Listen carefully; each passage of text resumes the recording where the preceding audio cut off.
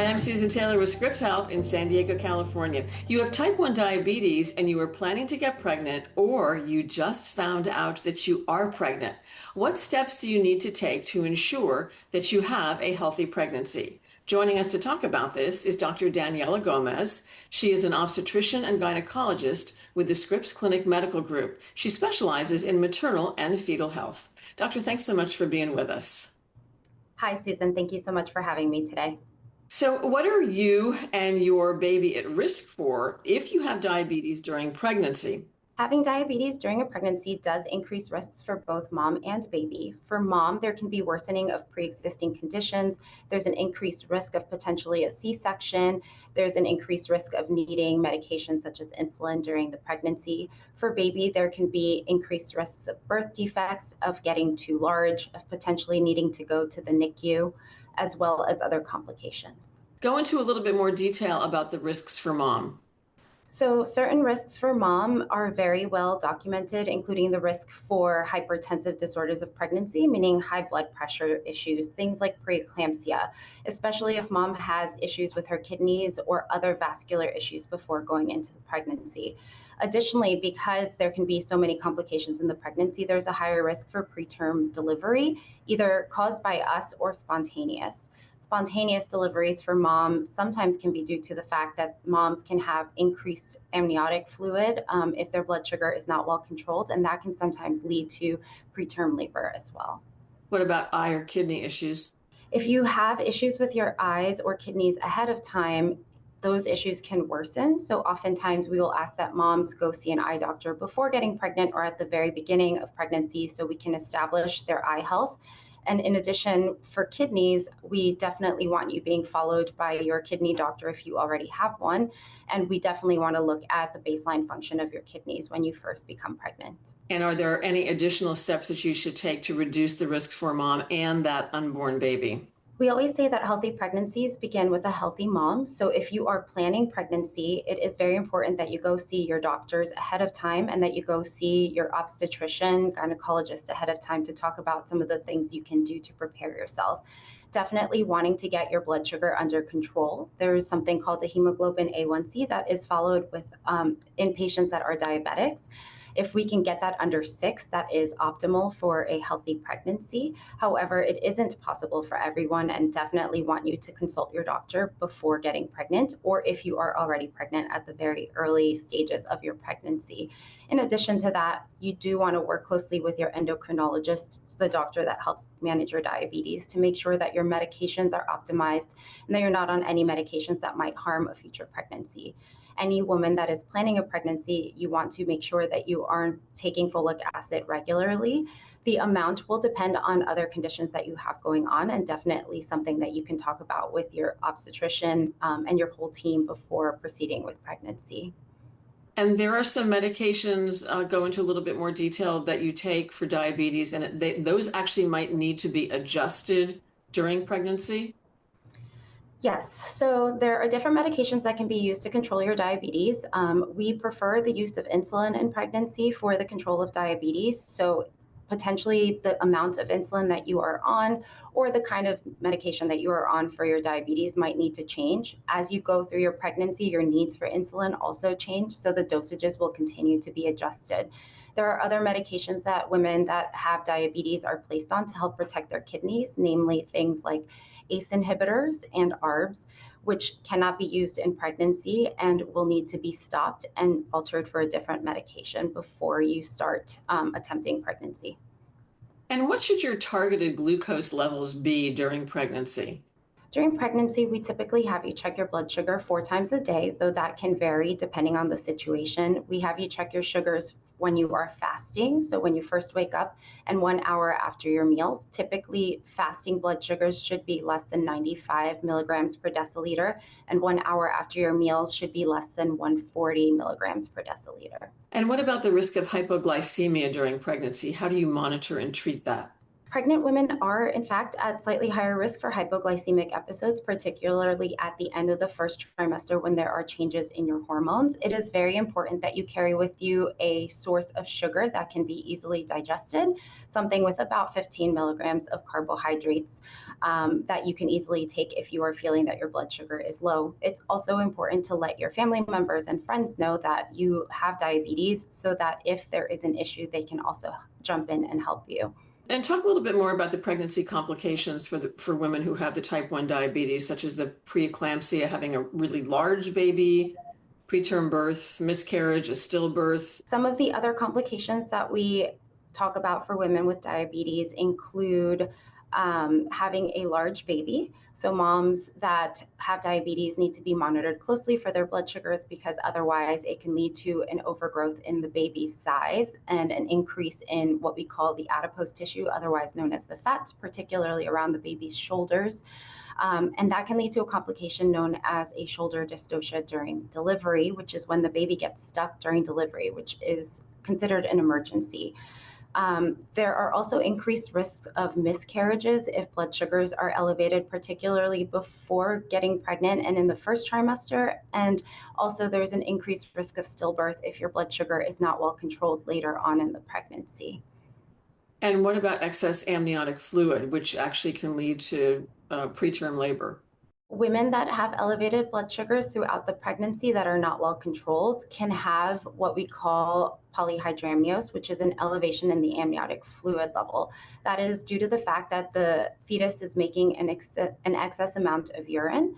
And when you have an overdistension of the uterus because of an increase in that fluid, it can actually lead to preterm contractions and eventually potentially end up in a preterm delivery. So those are things affecting the mom. What about the impact of type 1 diabetes on babies, such as neonatal hypoglycemia, respiratory distress syndrome, and even jaundice? Yes, those are potential complications for the fetus if mom does not have her blood sugar well controlled. So, if mom's blood sugars are very elevated around the time of delivery, in particular, baby can actually make a lot of their own insulin. And once they are separated from mom, their blood sugars will rapidly drop, which will result in what we call neonatal hypoglycemia, otherwise known as low blood sugar. That may land your baby in the NICU for some time because they will need help controlling their blood sugar. Sometimes also if moms have issues with their blood sugar control, there can be a decrease in the development of the fetal lungs, which can lead to increased risk for the respiratory distress syndrome that we're talking about for your baby once they're born. Typically, that will also require some support and may also end up needing some NICU care. Finally, babies that are born to mothers whose blood sugars have not been well controlled or optimally controlled throughout the pregnancy can have issues where their skin is a little bit yellow, otherwise known as jaundice, that may require some time under the lights in the NICU too. What about the increased risk for the baby developing obesity or type 2 diabetes as they grow older? So, exposure to high sugar levels in the womb actually affects the fetal programming and leads to an increased risk for metabolic disease in the future for your baby. So, if we don't control your blood sugars adequately, we are in fact increasing the risk for your child to have high blood pressure in the future, diabetes, or obesity. And then once you've given birth, talk about breastfeeding because blood sugar levels actually need to be monitored as breastfeeding can increase the risk of hypoglycemia. Breastfeeding does in fact increase your caloric requirement for the day. You need about an extra 500 calories when you are breastfeeding, and then that it's in and of itself puts you at risk for low blood sugar if you don't have a snack before breastfeeding. So for our moms that have diabetes that are breastfeeding, we do ask that they have a small snack with about 15 grams of carbohydrate before they breastfeed to help mitigate that risk. So how do you manage your blood sugar after you give birth? Because it can drop significantly, right?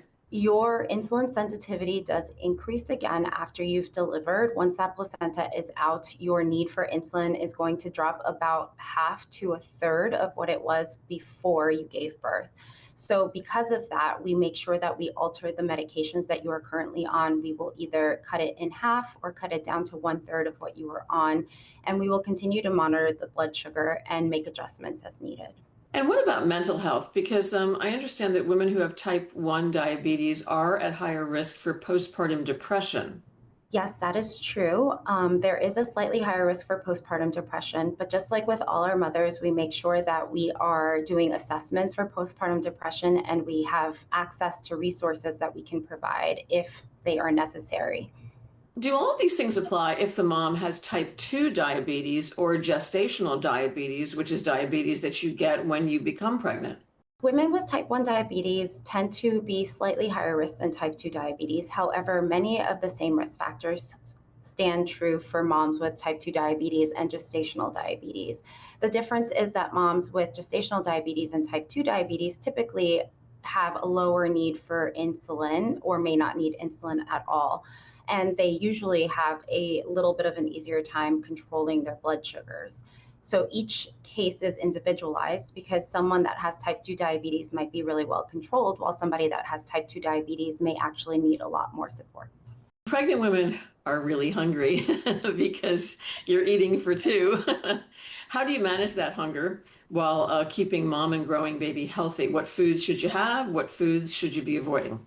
The hunger is very real in pregnancy. A lot of it has to do with your changing hormones. However, we do need to balance your hunger with your need for controlling your blood sugars. Typically, we do have you meet with one of our nutritionists and we talk about doing 3 meals and 3 snacks. We balance out the number of carbohydrates that are eaten at each meal and snack.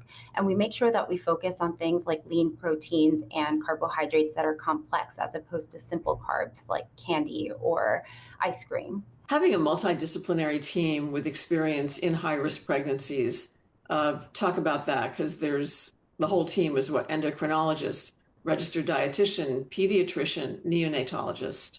For our moms that have type 1 diabetes and for some of our moms with more complex type 2 diabetes, it is very important that we have a multidisciplinary team available. Sometimes our moms require things like a nephrologist because they may have pre-existing kidney disease. Most of our patients that have pre-existing diabetes do have an endocrinologist that will be managing their diabetes outside of pregnancy that can work with us during the pregnancy to alter medications as needed. Additionally, many moms that have diabetes are at higher risk for having thyroid dysfunction, and therefore our endocrinologist can also help if there is supplementation that is needed for the thyroid as well. Unfortunately, some of our moms have longstanding diabetes that has caused some other vascular issues and may have issues with their heart. In that case, we usually will use our cardiology colleagues to help with those issues. We can also use eye doctors early on to screen for eye disease that may be related to diabetes. So it is really, truly very important for all of us to work together as a team to keep our mom healthy and to keep her baby healthy as well. And each case is individualized based on the needs of the mom. If you don't get a handle on this, what can happen? If you don't get a handle on your diabetes, even before or during pregnancy, there can be a lot of complications, some of which we have already spoken about. One of the things that we get truly concerned about is the risk for diabetic ketoacidosis in pregnancy if your blood sugars are truly not well controlled. Diabetic ketoacidosis is an emergency that occurs when there is a relative insufficiency of insulin being provided, and it can land the mom in the hospital. More so, it leads to complications where it could eventually terminate in fetal demise. So, if a mom is developing diabetic ketoacidosis, she needs to be hospitalized so that she can be managed as an inpatient. This is one of the more severe complications that can happen when our blood sugars are not well controlled. What are the symptoms of that? They can be very nonspecific. So initially, you might just not feel well, or you may have a fever because sometimes having a cold or having a urinary infection can actually put you into diabetic ketoacidosis. So if you're just not feeling well overall, you should check your blood sugar. If it is elevated, like in the 200s, definitely make sure you call your doctor so that you can get assessed to see if you are going into diabetic ketoacidosis. Any final thoughts, doctor? My final thoughts include that preparation is key in this situation. You are at this point most likely used to having to manage your blood sugar and going to see your doctors regularly. That won't change. It'll be very important for you to continue to follow with your doctors. All of us are here to help you, and our intent is for you to have a happy and healthy pregnancy. And as long as we work together, I do think we can achieve that. Doctor, thanks so much for being with us. We appreciate you taking the time. It was my pleasure. Thanks again for having me today. If you want more information on understanding diabetes and pregnancy, just click on the link or go to scripps.org/videos. If you want more critical information about your health, please subscribe to our Scripps Health YouTube channel and follow us on social media at Scripps Health. At Scripps, we're here for good. I'm Susan Taylor. Thanks for joining us.